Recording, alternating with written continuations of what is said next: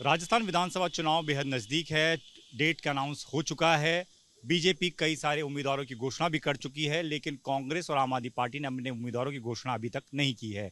इसके पीछे की वजह क्या है, ये जानने के लिए हमारे साथ आम आदमी पार्टी के राजस्थान प्रभारी और विधायक विनय मिश्रा हैं। विनय जी, कांग्रेस भी नहीं जारी कर रही है, आप भी नहीं जारी कर रहे हैं। लोगों के मन में सवाल ये है कि क्योंकि जिस इंडियन अलायंस में आप दोनों पार्टियां एक साथ हैं, तो क्या वो गठबंधन की जो सीढ़ी है वो वहां से शुरू होगी क्या, राजस्थान से? देखिए, जहाँ तक इंडिया अलायंस की बात है तो आम आदमी पार्टी ने हमेशा गठबंधन का जो एक दायरा होता है उसमें रह के हमेशा काम किया और हमने जो भी गठबंधन के उसूल होते हैं उस पर हमने हमेशा चला है। और ये अलायंस लोकसभा के लिए बना था, तो ये विधानसभा में होगा कि नहीं होगा ये तय करना हाईकमान का काम है। लेकिन जहाँ तक राजस्थान यूनिट की बात है, मैं बड़ी जिम्मेदारी से कहना चाहता हूँ कि राजस्थान यूनिट 200 की 200 विधानसभा में चुनाव लड़ने के लिए बिल्कुल तैयार है। हमारे प्रत्याशी जो हैं वो जाके क्षेत्र में दौरे भी कर रहे हैं, मीटिंग भी कर रहे हैं और हमने लिस्ट जो है वो पीएसी को दे दी है। और कुछ डिसीजन स्ट्रैटेजिक होते हैं, मुझे लग रहा है इसमें कुछ ना कुछ जो है स्ट्रैटेजी होगी जो ये डिक्लेयर नहीं है। लेकिन मुझे लगता है कि एक दो दिन में हमारी लिस्ट आ जानी चाहिए और हम बड़ी मजबूती से चुनाव लड़ रहे हैं। और हमारे कार्यकर्ताओं के साथ साथ जो चुनाव लड़ने वाले संभावित प्रत्याशी है उनमें भी इस बार बहुत ये जोश है कि इस बार राजस्थान में बड़ा बदलाव होने जा रहा है। हाँ, ये भी जा रहा है कि आप कांग्रेस का इंतजार कर रहे हैं कि कांग्रेस आपके साथ अलायंस में चुनाव लड़े। अब अगर वो नहीं लड़ती, अपने उम्मीदवारों की घोषणा कर देती है, तो फिर आप अपने उम्मीदवारों की घोषणा करेंगे। तो आपको इंतजार है कि जब कांग्रेस अनाउंस करेगी तभी आप करेंगे। नहीं, कांग्रेस अपने आप में एक आपस में उनके सर फुटावल हो रहे हैं, उनके नेता आपस में लड़ रहे हैं। भारतीय जनता पार्टी में भी कमोबेश यही हाल है, 9 सांसदों को टिकट दे दी, बेचारे अपने विधानसभा में प्रचार नहीं कर पा रहे। तो अब ये दोनों पार्टियां कन्वेंशनल पार्टी, इनमें आपस में इतनी फुटे कि अपनी ये पहले निपट ले, उसके बाद दूसरी पार्टी सोचेंगे। तो हम लोग अपनी पार्टी की बात करेंगे, हम लोग अपने चुनाव की तैयारी करें। हमें ये क्या सोच रहे हैं क्या नहीं सोच ये बताएं।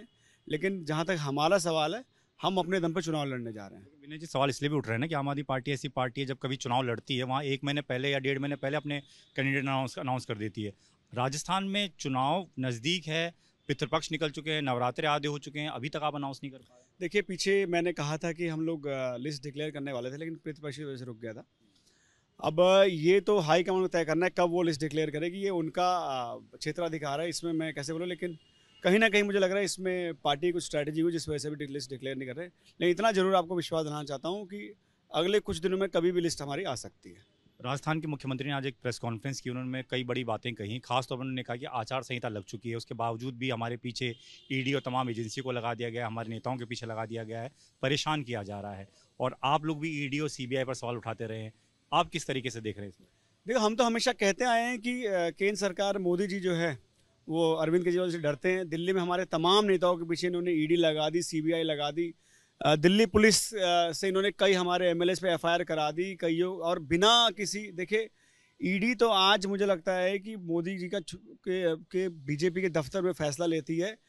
कोई नोटिस नहीं, कुछ नहीं। आज संजय सिंह जी को जो अरेस्ट किया, आप देखिए, कोई नोटिस नहीं दिया, कोई बुलाया नहीं, कुछ नहीं दिया और सीधा अरेस्ट कर लिया। तो आज ईडी का भरपूर दुरुपयोग हो रहा है, पुलिस का भरपूर दुरुपयोग हो रहा है, सीबीआई का हो रहा है। और कहीं ना कहीं मोदी जी आज डरे हुए हैं।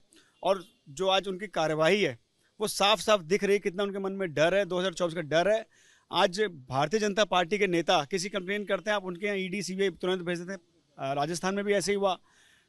मीना साहब ने, किरोड़ी लाल मीना जी ने गणपति प्लाजा में जाके कंप्लेन की तो वहाँ ईडी इनकम टैक्स पहुँच गई। हम 1.5 साल से कह रहे हैं कि अडानी जो है घोटाला कर रहा है, हम 1-1.5 साल से कंप्लेंट दे रहे हैं। हमने सीबीआई को कंप्लेंट दी, हमने ईडी को भी कंप्लेंट दी, उस पर क्यों नहीं कार्रवाई हो रही है? तो ये साफ साफ जाहिर हो रहा है कि विपक्ष की आवाज़ को दबाने की कोशिश की जा रही है। और जो इनके खिलाफ बोलेगा, चाहे वो पत्रकार हो, चाहे सांसद हो, चाहे आम व्यक्ति हो, जो इनके खिलाफ बोले उसको जेल में बंद करेंगे। पहले पत्रकार जब छापते थे, पत्रकारों पर रेड डलवाई। सांसद संसद में बोलता है, आप संसद से उसको सस्पेंड कर देते हो। पब्लिक में आके बोलता है, आप उसको अरेस्ट कर लेते हो। तो ये तमाम तरह के इनके हथकंडे हैं और ये कहीं ना कहीं इनकी हताशा और डर है। एक सवाल उनसे और पूछा गया कि कांग्रेस का मुख्यमंत्री उम्मीदवार कौन होगा, क्या वो दोबारा मुख्यमंत्री बनेंगे, पार्टी जीतती है। तो उन्होंने कहा कि मैं पद छोड़ना चाहता हूँ, लेकिन ये पद मुझे नहीं छोड़ रहा, ना छोड़ने देगा। इसको आप किस तरीके से लेंगे? देखिए, ये उनकी पार्टी को तय करना है किसको मुख्यमंत्री बनाएंगे, किसको नहीं बनाएंगे। जहाँ तक अशोक गहलोत साहब का सवाल है, बहुत सीनियर लीडर हैं और उनको पता है अपने मूव्स कैसे करने हैं। हर बार किसी और को आगे चेहरा करके लड़ाते हैं और खुद मुख्यमंत्री बन जाते हैं और बाद में आके फिर पार्टी सिमट जाती है। 123 से 21 पे सिमट गई। तो ये उनकी पार्टी को तय करना है किसको बनाना किसको नहीं बनाना, ये तो उनकी पार्टी हो सकती है। अशोक गहलोत जी बहुत माहिर खिलाड़ी हैं, कईयों को उन्होंने घर बैठा दिया है, तो आने वाले समय में क्या करेंगे तो वही बता सकते हैं।